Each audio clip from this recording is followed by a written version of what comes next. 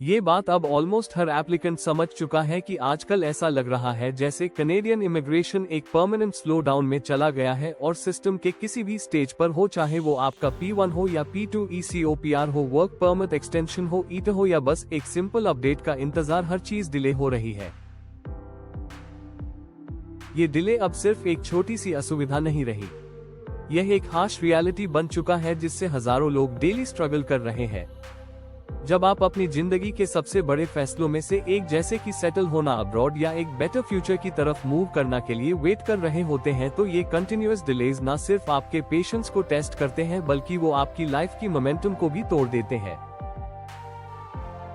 जब वीक्स बदलकर मंथ्स बन जाते हैं और कोई क्लैरिटी नहीं मिलती तो फ्रस्ट्रेशन होना बिल्कुल नॉर्मल है। चाहे आप वर्क परमिट एक्सटेंशन का इंतजार कर रहे हो या PR एप्लीकेशन के लिए IRCC से कोई अपडेट, एक भी अनएक्सपेक्टेड डिले आपके सारे ट्रैवल प्लान्स, जॉब अपॉर्चुनिटीज और लॉन्ग टर्म गोल्स को कंप्लीटली डिस्टर्ब कर सकता है। और ये वेट का तनाव सिर्फ आपके वीजा फाइल या स्टेटस तक ही लिमिटेड नहीं रहता, इसका असर आपकी इमोशनल स्टेट, फाइनेंशियल प्लानिंग और मेंटल हेल्थ तक स्प्रेड हो जाता है। इमेजिन करिए कि कोई कपल है जो अपनी फैमिली को रीयूनाइट करने के लिए मंथ से इंतजार कर रहा है, या कोई स्टूडेंट है जिसने अपनी स्टडीज कंप्लीट कर ली है लेकिन PGWP के डिले की वजह से जॉब अपॉर्चुनिटीज मिस हो रही हैं। ये सब सिर्फ टेक्निकल डिलेज नहीं, ये लोगों की रियल लाइफ में जेन्युइन हर्डल्स है। साथ ही साथ जब आप बार बार वेब पोर्टल चेक करते हैं, GCMS नोट्स अप्लाई करते हैं, लॉयर से कंसल्ट करते हैं और फिर भी कोई सॉलिड जवाब नहीं मिलता तो एक हेल्पलेसनेस की फीलिंग डेवलप हो जाती है। ये अनसर्टेनिटी ना सिर्फ आपके करंट प्लान्स को अफेक्ट करती है बल्कि फ्यूचर डिसीजंस लेने की कैपेबिलिटी को भी वीकन कर देती है। लोग कंफ्यूज रहते हैं कि नेक्स्ट स्टेप क्या होना चाहिए, दूसरा कंट्री एक्सप्लोर करें या कनाडा में ही पेशेंटली वेट करें।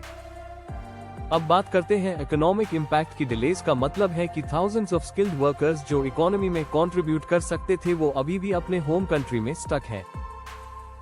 एम्प्लॉयर्स को सूटेबल कैंडिडेट्स नहीं मिल पा रहे और एप्लीकेंट्स को जॉब अपॉर्चुनिटीज लूज करनी पड़ रही है क्योंकि उनको टाइमली वीजा नहीं मिल रहा।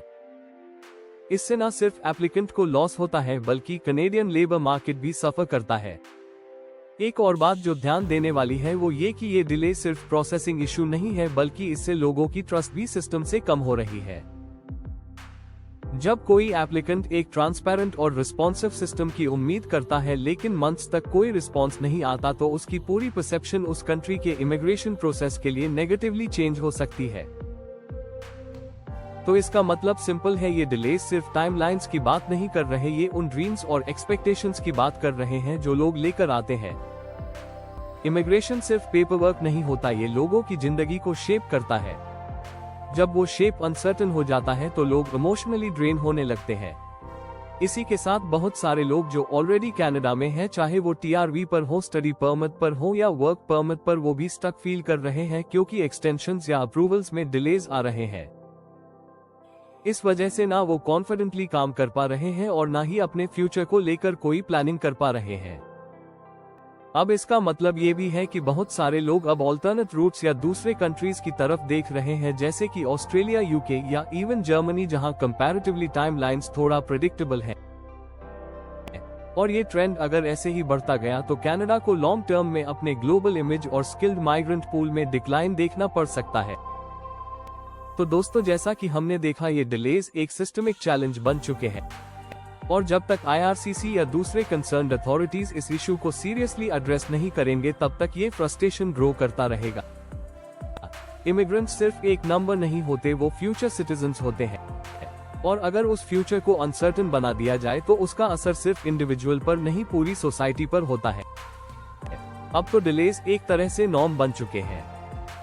चाहे आप एक स्टूडेंट हो जो पोस्ट ग्रेड वर्क परमिट का इंतजार कर रहा है, या एक स्किल्ड वर्कर हो जो एक्सप्रेस एंट्री इनविटेशन का इंतजार कर रहा है, या कोई प्रोविंशियल नॉमिनी हो जिसका फाइल बीच में अटका है, ये लिम्बो वाला फीलिंग बहुत कॉमन हो गया है। पूरा इमिग्रेशन सिस्टम इस वक्त अनसर्टेनिटी, लैक ऑफ क्लैरिटी और इनएक्टिविटी से भरा पड़ा है। ये कोई एक दिन का मामला नहीं है, कई महीनों से डिलेज की समस्या जारी है और जैसे जैसे समय बीत रहा है लोग हर दिन अपने स्टेटस का अपडेट चेक कर रहे हैं, एक नई उम्मीद के साथ, बस ये सोचकर कि शायद आज कुछ नया हो। लेकिन अक्सर यह निराशा में बदल जाता है क्योंकि एक भी नया अपडेट या मूवमेंट नहीं होती।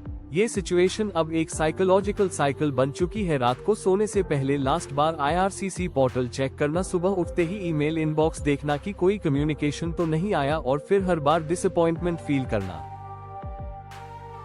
ये साइलेंट एंजाइटी अब लोगों के डेली रूटीन का हिस्सा बन गया है। बहुत से एप्लीकेंट्स अपनी जॉब छोड़कर या फैमिली से दूर रहकर सिर्फ एक पॉजिटिव डिसीजन का इंतजार कर रहे हैं, लेकिन जब मंथ्स बीत जाते हैं और कोई आउटकम नहीं आता तो ये स्ट्रेस अनबेरेबल लगने लगता है।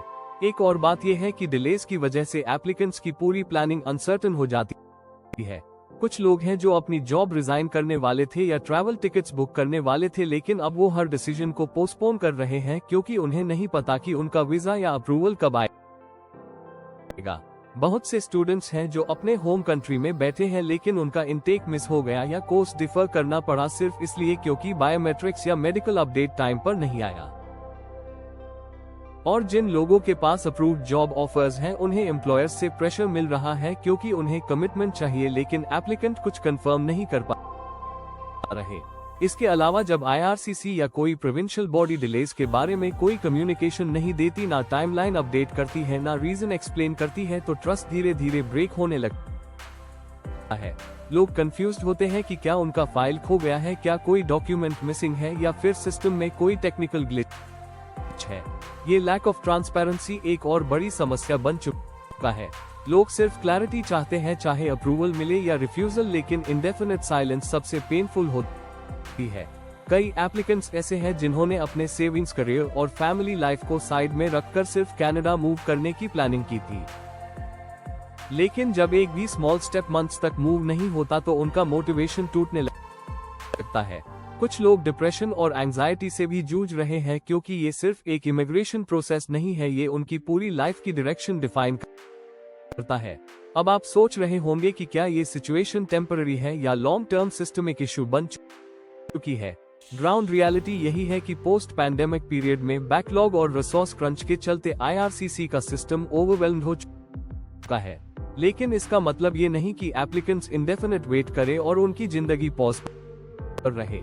बहुत से लोग ऑल्टरनेट ऑप्शंस एक्सप्लोर करने लगे हैं, जैसे कि UK, ऑस्ट्रेलिया या जर्मनी, जहां एटलीस्ट प्रोसेस के टाइमलाइंस और कम्युनिकेशन थोड़ा ज्यादा प्रेडिक्टेबल है। तो अब जानते हैं कि ये डिले सिर्फ प्रोसेसिंग इनएफिशिएंसी नहीं है, ये लोगों की लाइफ को डायरेक्टली इम्पैक्ट कर रहे हैं। जिन लोगों ने अपने बच्चों के स्कूल एडमिशन, स्पाउस के साथ रियूनियन या जॉब ज्वाइनिंग डेट्स प्लान की थी, वो सब अब अनसर्टेन फ्यूचर की तरफ देख रहे हैं। कनेडियन ड्रीम अब एक होपफुल जर्नी से ज्यादा एक एंडलेस वेट बनता जा रहा है, और ये बात सच में परेशान करने वाली है। इसलिए जरूरी है कि इमिग्रेशन अथॉरिटीज इस साइलेंस को ब्रेक करें, एप्लीकेंट्स को time to time status updates दे और बैकलॉग क्लियर करने के लिए एक्स्ट्रा स्टेप्स लें। अगर ये नहीं हुआ तो बहुत से टैलेंटेड और डिजर्विंग इंडिविजुअल्स कनाडा की जगह किसी और कंट्री में अपना फ्यूचर ढूंढना शुरू कर देंगे, और ये ना एप्लीकेंट्स के लिए अच्छा होगा, ना कनेडियन इकोनॉमी के लिए। ये फ्रस्ट्रेशन सिर्फ इसलिए नहीं है कि डिलेज हो रहे हैं, बल्कि इसलिए भी है क्योंकि इसका कोई डेफिनेट रीजन नहीं है। लोग ये जानना चाहते हैं कि आखिर ये डिलेज क्यों हो रहे हैं। क्या IRCC में कोई सिस्टम अपग्रेड चल रहा है, क्या स्टाफिंग की प्रॉब्लम है, क्या पॉलिटिकल रीजंस हैं, या फिर क्या इमिग्रेशन पॉलिसीज में कोई मेजर शिफ्ट आने वाला है। लेकिन कोई भी ऑफिशियली कुछ क्लियर नहीं बता रहा।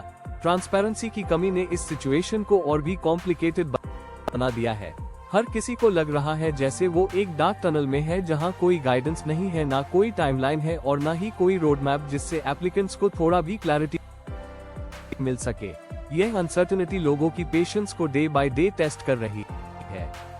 जब एप्लीकेंट्स हर दिन IRCC के पोर्टल को रिफ्रेश करते हैं या लॉयर से पूछते हैं कि क्या कोई अपडेट आया है, तो वो हेल्पलेसनेस और एंजाइटी दोनों को फील करने लगते हैं।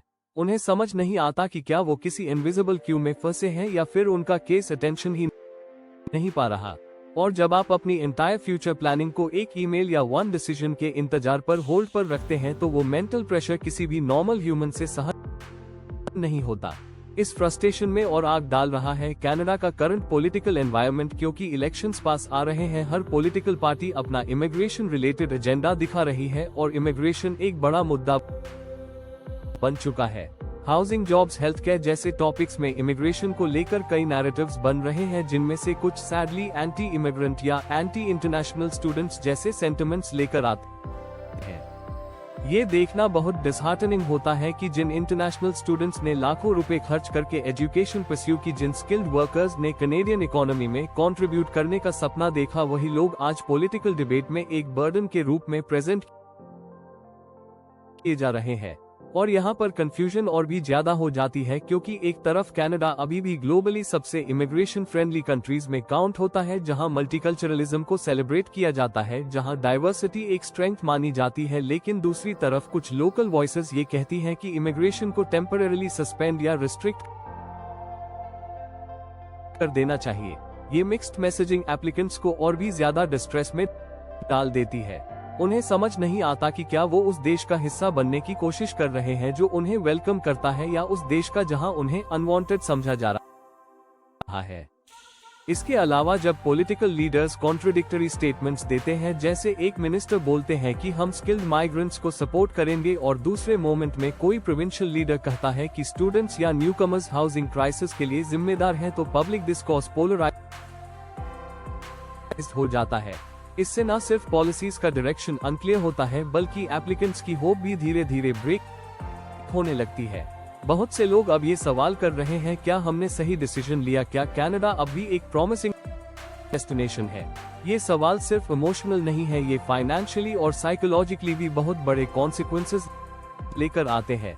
जिन लोगों ने अपना सब कुछ इस इमिग्रेशन जर्नी में इन्वेस्ट किया है, उनके लिए ये डिलेज और अनसर्टेनिटीज एक नाइटमेयर बन चुके हैं।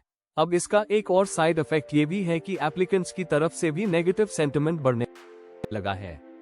लोग सोशल मीडिया पर अपने एक्सपीरियंसेस शेयर कर रहे हैं, फ्रस्ट्रेशन एक्सप्रेस कर रहे हैं, और बहुत से लोग IRCC के ट्रांसपेरेंसी और एफिशिएंसी पर ओपनली सवाल उठा रहे हैं।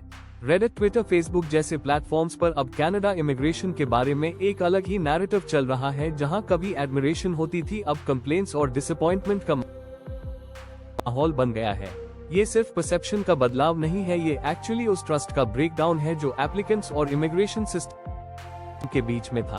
तो इसका मतलब साफ है, जब तक ट्रांसपेरेंसी नहीं आएगी, जब तक एप्लीकेंट्स को ऑनेस्ट अपडेट्स और रीजन बेस्ड टाइमलाइंस नहीं मिलेंगे, तब तक ये फ्रस्ट्रेशन बढ़ता रहेगा। और अगर ये फ्रस्ट्रेशन अनकंट्रोलेबल हो गया, तो उसका असर सिर्फ इमिग्रेशन पर नहीं पड़ेगा, बल्कि कनाडा की ग्लोबल इमेज, उसके एजुकेशन सिस्टम और लेबर मार्केट पर भी डीप इम्पैक्ट डालेगा। और जैसे कि आपने सुना होगा, गुड थिंग्स टेक टाइम, लेकिन जब वो टाइम आता है तब उसकी वैल्यू सबसे ज्यादा होती है।